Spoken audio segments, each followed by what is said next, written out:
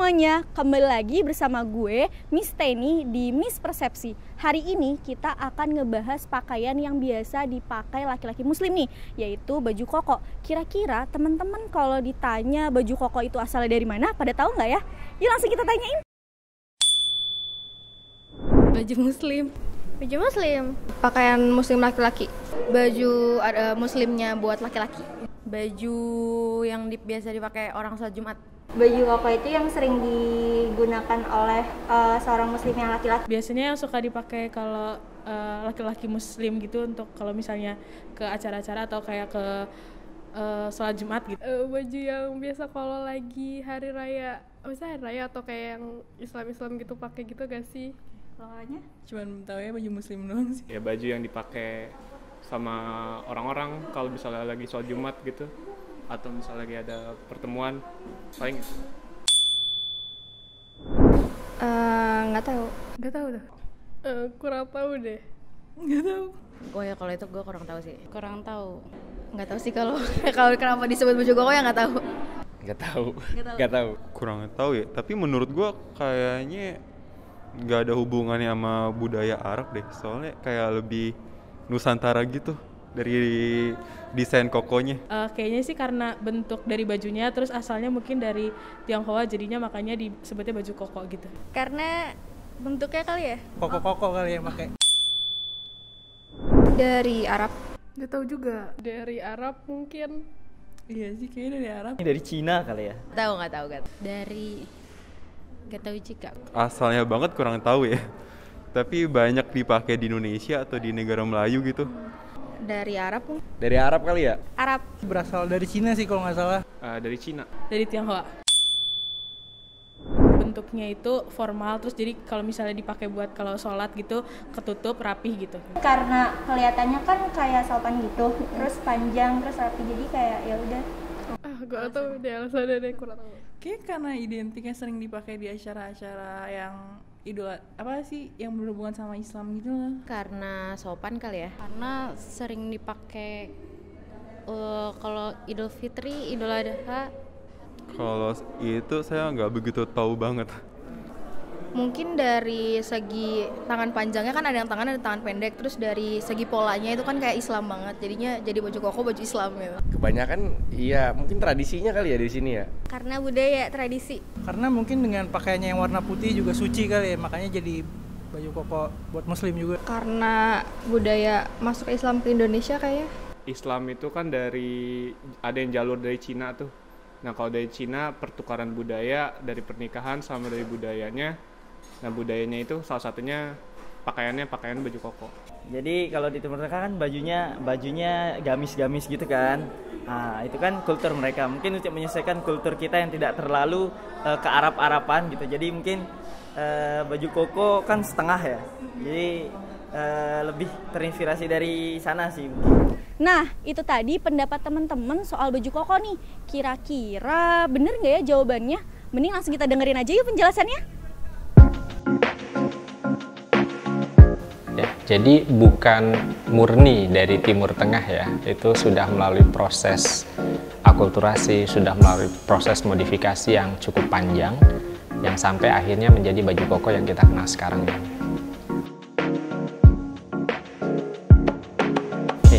Jadi baju koko yang kita kenal sekarang ini sebetulnya memang ada banyak versi yang mengatakan asal-usulnya itu dari mana.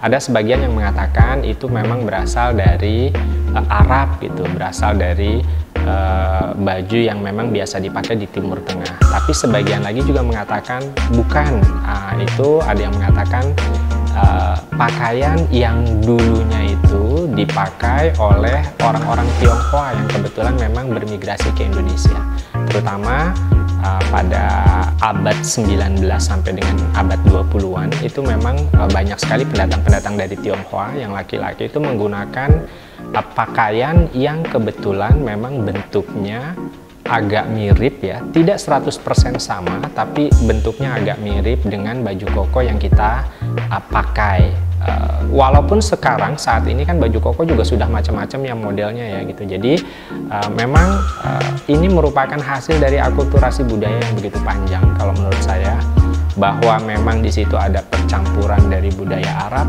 Saya tidak berani mengatakan iya 100% kemudian bahwa itu juga ada percampuran dari misalnya budaya Tionghoa, budaya Tiongkok, tapi memang ada kemiripan dari pakaian koko atau baju koko yang sekarang sangat identik dengan baju muslim yang sering kita pakai sekarang ini begitu. Jadi memang belum ada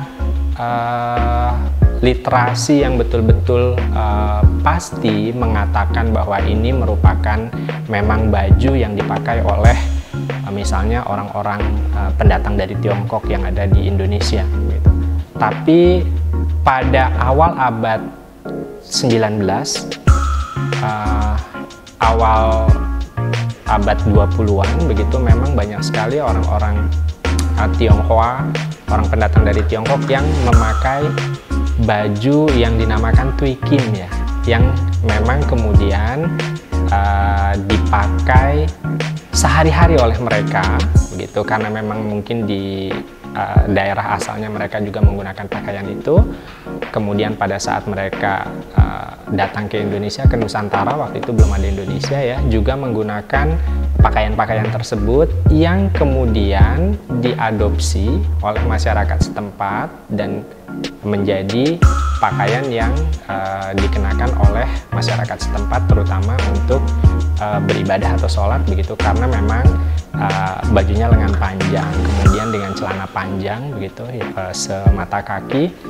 Itu yang kemudian banyak orang mengatakan bahwa baju koko itu asalnya dari baju Tui Kim tersebut begitu. Tapi memang ada juga yang mengatakan bahwa asalnya kalau dirunut lagi itu sebetulnya dari daerah Timur Tengah. Tapi mungkin ada beberapa perbedaan. Kalau dari daerah yang negara-negara Arab itu kan biasanya lebih panjang ya, bajunya itu seperti jubah begitu, lebih panjang, sementara baju koko tidak.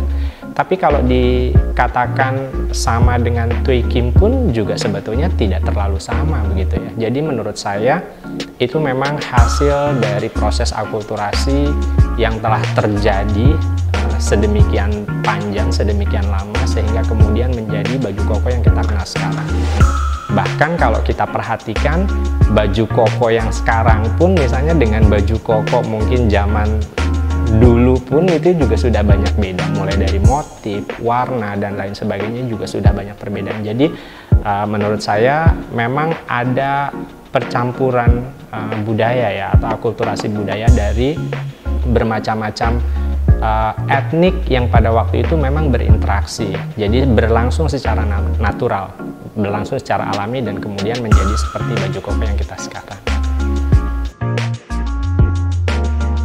Oke, nah ini juga menarik gitu. Sebetulnya koko itu kalau di dalam dialek ya, jadi di dalam bahasa di Tiongkok itu ada banyak daerah sama seperti di Indonesia. Bahasa nasionalnya adalah bahasa Mandarin. Kalau kita bahasa Indonesia bahasa nasionalnya, dan kita juga punya bahasa daerah ya. Ya ada bahasa Jawa, ada bahasa Sunda. Di Tiongkok pun sama. Bahasa nasionalnya itu bahasa Mandarin, tapi tiap-tiap daerah sebetulnya memiliki bahasa daerah masing-masing atau dialek. Nah, pendatang dari Tiongkok yang ke Indonesia itu kebanyakan adalah dari wilayah selatan, dari provinsi Guangdong, dari provinsi Fujian ya. Nah, koko itu adalah dialek ya, Hokkien, yang kalau bahasa Mandarinnya itu ke ya, artinya kakak laki-laki. Jadi ada kemungkinan memang penyebutan koko itu karena pada saat itu baju-baju tersebut dipakai oleh laki-laki Tionghoa dewasa yang biasa dipanggil dengan sebutan koko tersebut karena bahasa dialeknya itu adalah koko. Jadi kemudian menjadi sebutannya baju koko gitu loh, karena sering dipakai oleh koko tersebut, atau sebetulnya dipakai oleh kakak laki-laki pendatang dari Tiongkok tersebut. Nah, tapi tentu saja ini pun perlu apa ya istilahnya penelitian lebih lanjut ya untuk mengetahui apakah betul memang penyebutannya itu juga berasal dari situ. Ya, Kenapa baju koko bisa jadi baju muslim di Indonesia? Kalau menurut saya tadi karena memang bajunya itu nyaman ya untuk dipakai ibadah, juga menutupi bagian-bagian yang memang sebaiknya begitu ya, atau sebaiknya tertutup gitu loh pada saat kita melakukan ibadah gitu. Laki-laki dia kan lengan panjang sebetulnya ya, baju tuikum itu lengan panjang dan dengan celana panjang yang semata kaki. Jadi karena memang kemudian banyak dipakai oleh koko-koko tadi ya, oleh pendatang dari Tiongkok, laki-laki dewasa dari Tiongkok yang berkegiatan sehari-hari, beraktivitas, berinteraksi, kemudian diadopsi oleh masyarakat setempat begitu juga untuk dipakai, tapi memang tidak lantas kemudian dipakai sehari-hari seperti untuk beraktivitas kegiatan sehari-hari, tetapi mungkin lebih kepada untuk ibadah gitu, misalnya untuk pergi ke masjid seperti itu. Nah, tapi memang tentu ini juga ada satu proses lagi-lagi yang menurut saya memang cukup panjang begitu, bahwa kemudian baju koko ini bisa dipakai oleh masyarakat setempat sebagai baju untuk misalnya bersembahyang begitu. Mungkin karena dirasa nyaman juga dari segi bahan, dan juga mungkin karena memang bajunya tertutup kan rapih begitu ya, bukan baju yang lengan pendek atau ada bagian-bagian terbuka yang memang pada saat kita sembahyang itu sebaiknya untuk tertutup atau ditutupi begitu. Kalau kita ingin belajar bahasa Mandarin, tentu memang ada banyak institusi ya yang bisa membantu kita untuk belajar bahasa Mandarin tersebut. Misalnya kita ke tempat-tempat kursus atau tempat-tempat les gitu, saya mau belajar bahasa Mandarin. Tapi apakah kemudian tempat kursus atau tempat les tersebut juga mengajarkan pengetahuan-pengetahuan mengenai kebudayaan-kebudayaan Tiongkok gitu. Nah, ini yang perlu mungkin untuk diketahui oleh kita gitu. Karena kalau tujuannya tidak hanya belajar bahasa tapi juga untuk memahami budaya Tionghoa, tentu saja tempat-tempat kursus itu mungkin tidak cukup untuk mendapatkan pengetahuan-pengetahuan tersebut. Ada beberapa perguruan tinggi atau universitas begitu misalnya yang memang mereka bidang ilmunya adalah bahasa dan budaya. Ya, seperti di Universitas Al-Azhar kebetulan memang prodinya pun namanya bahasa Mandarin dan kebudayaan Tiongkok. Fokusnya tidak hanya belajar bahasa tetapi juga mengajarkan kebudayaan. Jadi semua tentang Tiongkok ya, termasuk filosofi, kemudian sejarah, budaya, itu juga diajarkan di sini. Jadi ada beberapa yang memang khusus hanya bidang pendidikan, misalnya cara mengajar bahasa Mandarin untuk orang asing bagaimana. Ada yang misalnya memang khusus mengajarkan tentang kesusastraan atau hasil-hasil karya-karya sastra dari Tiongkok. Nah, tapi kebetulan di Universitas Al-Azhar ini kami mengajarkan bahasa dan juga kebudayaan Tiongkok, termasuk di dalamnya tadi sejarah, politik, geografis. Jadi kalau misalnya ingin mengetahui lebih lanjut tentang Tiongkok gitu, mungkin ada bagusnya juga begitu untuk memilih institusi yang tepat yang memberikan informasi maupun pengetahuan-pengetahuan tersebut dibandingkan dengan lembaga-lembaga yang tadi hanya mengajarkan bahasa saja misalnya.